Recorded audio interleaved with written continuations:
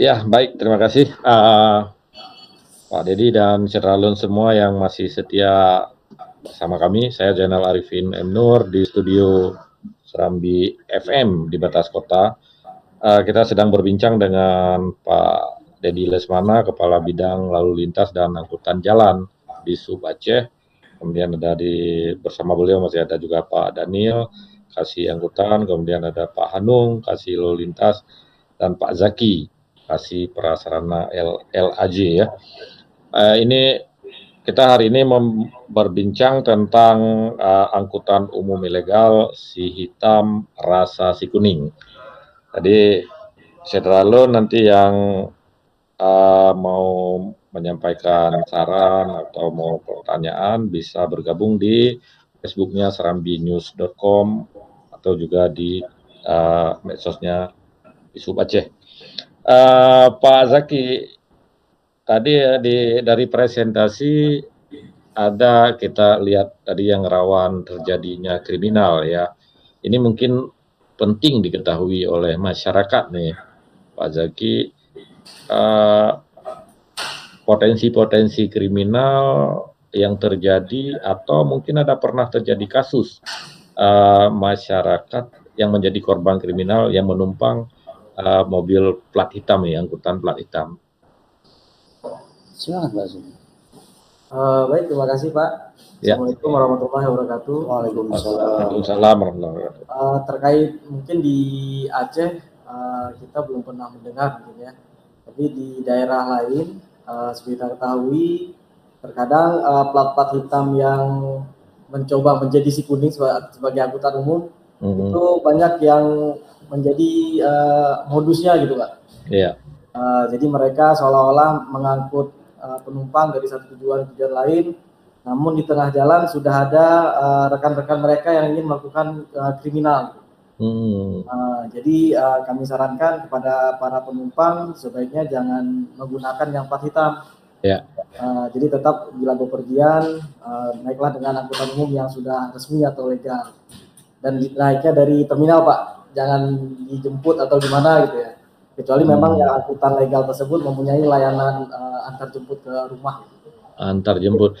Ini yang kita bicarakan ini antar kota Pak ya, bukan antar provinsi ini. Kalau antar provinsi ada juga nih yang plat hitamnya. Oh ada Pak, yang di perbatasan kita yang ke Karo gitu Pak ya. Nah itu memang ada juga itu yang pakai plat hitam. Oh gitu ya. Itu lebih rawan itu kalau misalnya ke antar provinsi ya. Ya betul. Karena dalam tracking nanti kalau misalnya kita pakai yang legal kan tercatat semua tuh. Iya, iya. Di tiketingnya tuh tercatat penumpang dari mana mau kemana. Sedangkan kalau yang ilegal bila terjadi apa-apa kita nggak tahu cari kemana gitu Pak. Bisa jadi juga plat mobilnya pun dibodong gitu. Bodong ya. Ya. Jadi kalau misalnya di angkutan kuning, si plat kuning yang untuk antar kota kan rata-rata sudah menjemput ya ke rumah-rumah. Ya, betul. Ada diantar, kita melihat ini yang sering kita sebut L300 ini ya. Walaupun sekarang ada Hi-Ace itu rata-rata kan udah mengantar ke rumah, menjemput sampai mengantar, ya sama aja sebenarnya. Tapi itu kan mungkin yang di dalam provinsi ya, untuk keluar provinsi ada yang untuk keluar provinsi kalau misalnya yang semacam Hi-Ace atau L300. Kalau sekarang masih bus Pak, kalau yang Hi-Ace atau L300 itu rental ya Pak. Kalau rental langsung dengan perusahaan rentalnya bisa juga sih Pak. Tapi tercatat ya, udah resmi tercatat bahwa itu bagian dari perusahaan pariwisata gitu Pak. Ya. Tadi Pak modus-modusnya itu tadi apa-apa saja ya yang modus kejahatan terhadap penumpang plat hitam ini yang terjadi di luar Aceh kan belum ada diterima kasus mungkin ya. Ya di luar utamanya pasti yang akan mereka incar ya harta benda yang dibawa oleh penumpang. Atau bisa jadi kalau memang penumpangnya sedikit dilihat misal Pak wanita atau ibu bisa jadi nanti ujung-ujungnya ke trafficking. gitu ya. Banyak lah modus-modusnya yang memang kita harapkan jangan sampai terjadi di kita. Jadi lebih awal lebih baik kita tuntaskan masalah ilegal ini, Pak. Gitu ya. Artinya kalau misalnya yang tadi salah satu yang disebut biasa modus itu mereka ya, di tengah jalan ya ditunggu Ya, sama betul. Tengah jalan. sama angkutan lain ya, yang sama rekan mereka. Teman-temannya sudah menunggu di tengah jalan gitu. Jadi dia nanti ikut dalam kendaraan tersebut, ya, akhirnya penumpangnya yang jadi korban, nanti di tengah jalan diturunin. Kita juga sering baca kalau di Jakarta misalnya ya, kalau yang taksi kan, taksi udah jelas nih, misalnya taksi yang kuning ini nggak akan sangat sulit untuk melakukan kejahatan. Nah kemudian sering ada beberapa kali kita baca kasus yang online itu ya, yang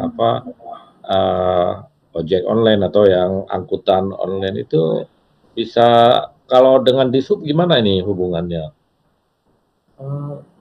Mungkin kalau angkutan online bisa langsung dengan Pak Daniel, Pak. Mungkin bisa dijawab oleh Pak Daniel. Oh gitu ya. Ini karena kan di kita kan sudah ada juga. Nah di Jakarta kita juga membaca ada modus-modus terjadi kejahatan terhadap penumpang angkutan online. Nah ini kan kami perlu tahu dulu nih, apakah ini juga terdaftar di Disub angkutan online-nya. Nah sehingga kita bisa meminimalisir terjadinya kejahatan terhadap penumpang untuk yang taksi online ya, yang di dalam kota juga. Kalau misalnya nggak kewenangan Disub, ya artinya kan memang tidak bisa nanti masyarakat mengadukan ke Disub. Tapi kalau misalnya taksi, udah jelas Pak ya, bahwa ini Disub bisa men-tracking ini taksi ini siapa punya, kemudian di mana, siapa sopirnya kan gitu. Tapi kalau online itu gimana cara menanganinya ini? Kalau misalnya Disub memang punya wewenang. Ya Pak Daniel. Siap, baik, terima kasih. Assalamualaikum warahmatullahi wabarakatuh. Waalaikumsalam warahmatullahi wabarakatuh. Terkait angkutan online atau lebih dikenal dengan angkutan sewa khusus, ya. Itu di kita sudah ada beberapa vendor yang memang sudah melakukan atau mengurus perizinan di kita. Iya. Di antaranya Grab dan Gokar, segala macam yang bergabung dalam wadah koperasi atau perusahaan. Iya. Nah, dan mereka melaksanakan operasi untuk jasanya itu legal, khusus di Aceh alhamdulillah legal Pak. Ya. Kita hampir mengeluarkan rekong Mbak. Kemarin itu hampir 100 unit Pak. Masing-masing itu bergabung pada koperasi dan perusahaan tertentu. Adapun modus untuk tindak kejahatan, alhamdulillah kita belum terjadi ya Pak. Namun tidak salahnya masyarakat harus tetap berhati-hati dalam arti kejahatan itu kan akan muncul jika ada kesempatan. Nah, otomatis dibutuhkan konsentrasi sendiri dalam menggunakan jasa angkutan. Online ini Pak Daniel ya, ini kan plat hitam juga dia. Apakah dia dianggap juga ini bagian plat si hitam rasa si kuning atau gimana nih Pak? Ya baik Pak. Kalau untuk kendaraan angkutan sewa khusus atau kita bilang angkutan online, itu tidak termasuk Pak. Karena dia hanya memberikan jasanya untuk jarak-jarak tertentu. Tentunya mungkin antar kota. Di dalam kota ya? Ya dalam kota antar. Ya ini kalau tadi istilahnya kalau yang itu kan si hitam merasa si kuning ini. Kalau yang online ini mungkin istilah khusus dia Pak ya. Karena kan hitam juga ada rasanya kuning juga itu. Tapi itu dia legal itu yang artinya bahwa dia legal. Mungkin menurut saya sih keamanannya lebih terjamin Pak ya, karena mereka juga terdaftar dengan akun yang jelas ya. Tapi memang kalau saya melihat Pak, memang ada kejahatan, tapi biasanya lebih mudah diungkap karena mereka akun jelas, pemilik dengan KTP jelas segala macam, kecuali memang ada penyelewengan dari akun. Tapi kalau untuk yang plat hitam yang angkutan ilegal itu jelas sangat sulit untuk mendeteksi siapa sopirnya, siapa yang bertanggung jawab, itu mungkin Pak ya. Betul Pak. Baik Pak Daniel, terus ini kita baca dulu, nih ada beberapa yang masuk pertanyaan. Sejauh ini dari Pak Firdaus, sejauh ini apa sudah, aduh ini lagi baca putus lagi. Yang Pak Kurniadi ini, kita ke Pak Kurniadi, kami ingin menanyakan langkah-langkah apa saja yang dilakukan pihak di Sub Aceh terhadap si hitam. Ini mungkin tadi kita sudah bahas, tidak ada salahnya kita bahas lagi. Langkah yang dilakukan pihak di Sub Aceh terhadap si hitam merasa si kuning. Atau pernahkah melaksanakan penertiban razia angkutan umum untuk plat hitam ini? Dan adakah sanksi bagi mereka? Syukran katanya. Nah, mungkin ini tadi sudah dijelaskan di presentasi, tidak ada salahnya karena kita secara online banyak yang bergabung di belakangan Pak ya. Bisa dijelaskan lagi Pak Dedi ya, yang dilakukan selama ini, karena tadi di iklan juga kita melihat di apa yang pesan-pesan dari Dishub, orang banyak dari sopir-sopir angkutan plat kuning ini mengeluh dengan keberadaan si hitam.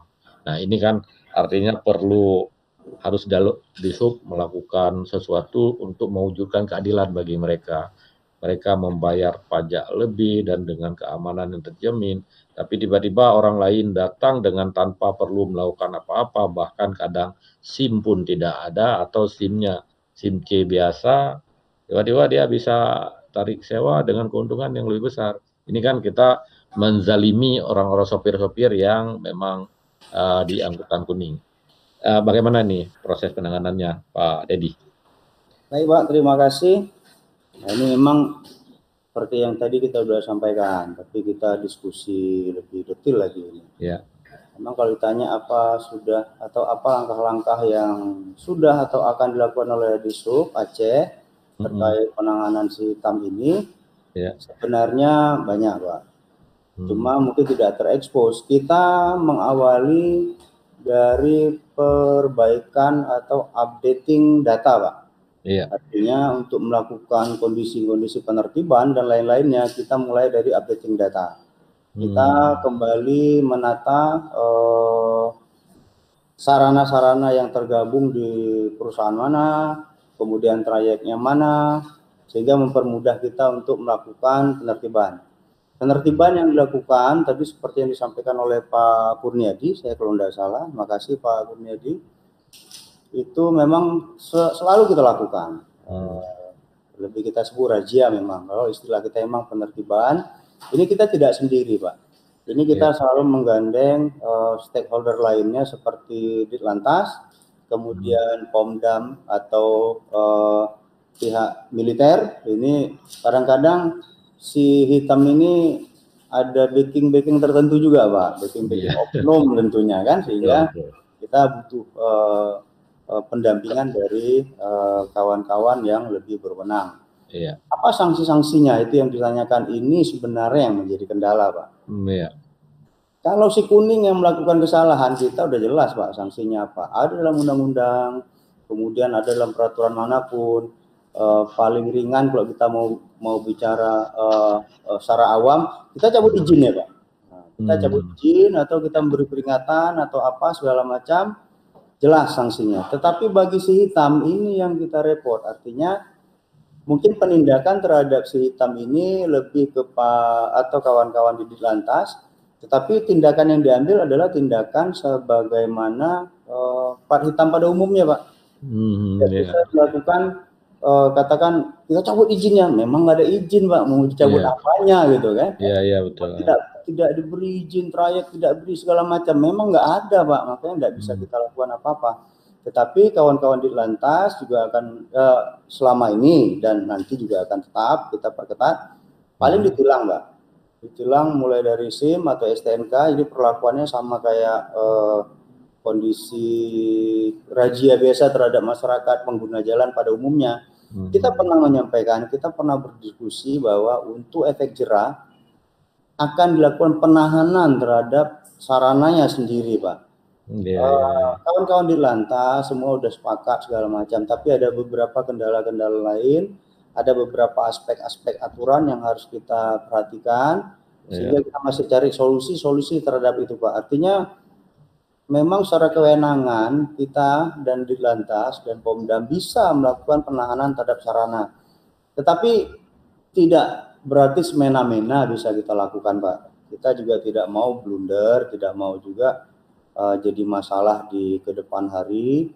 Apalagi yang kita hadapi ini, walau bagaimanapun, walau kita tidak menyetujui atau kita tidak suka dengan angkutan si hitam karena bertentangan sama aturan tadi, mereka ini tetap masyarakat kita, Pak. Artinya tetap orang-orang yang tadi disampaikan, orang yang mencari, katakan cari makan atau apa, kita tetap memberi bukan toleransi, tetapi memberi empati gitu, sehingga kita tidak bisa sewenang-wenang. Walaupun kita tetap akan menindak tegas, seperti yang Bapak sampaikan tadi, dengan terlalu memberi toleransi kepada si hitam, berarti kita sudah berbuat zalim kepada si kuning. Sementara si kuning inilah yang harus kita jaga, karena ini mereka juga mencari makan, tetapi mereka itu sudah ikut aturan sehingga bisa memberi jaminan seperti yang kita inginkan. Menjaga keselamatan, menjaga keamanan bagi penumpang, tentunya di level tertinggi menjaga kenyamanan. Terkait sedikit mundur ke angkutan online ini tidak masuk ke dalam kategori si hitam rasa kuning. Dia ini si kuning sebenarnya, tetapi tidak dikuningkan saja. Mereka punya dasar hukum. Mereka sudah memiliki peraturan menteri berapa ya? 118 dari Menteri Perhubungan. Itu yang menaungi ini, Pak. Sehingga mereka mau tidak mau mengikuti proses-proses seperti si kuning pada layaknya pada level-level tertentu. Artinya level tertentu begini. Karena dia ini angkutan sewa khusus, mereka tidak punya trayek. Ini sama kayak taksi gitu. Ini adalah perusahaan yang bergabung atau terdata oleh kita adalah perusahaan besarnya gitu. Misalnya Grab atau Gojek atau manapun gitu. Armada mereka ini kan pribadi-pribadi atau personal-personal yang bergabung ke Grab. Jadi ada apa-apa kita komunikasinya sama Grab-nya yang punya tindakan terhadap para tanda kutip pekerjanya tadi. Itu berbeda metode atau berbeda teknis, tetapi intinya sama. Mereka tetap terdaftar, mereka bisa di tracking dengan mudah dan dengan baik, dan mereka punya sanksi sama seperti si kuning gitu. Tetapi kalau si hitam yang tadi kita ceritakan, memang ini loss sama sekali, Pak. Kalau terjadi apa-apa kita tidak tahu, tidak bisa memberi jaminan keselamatan apapun.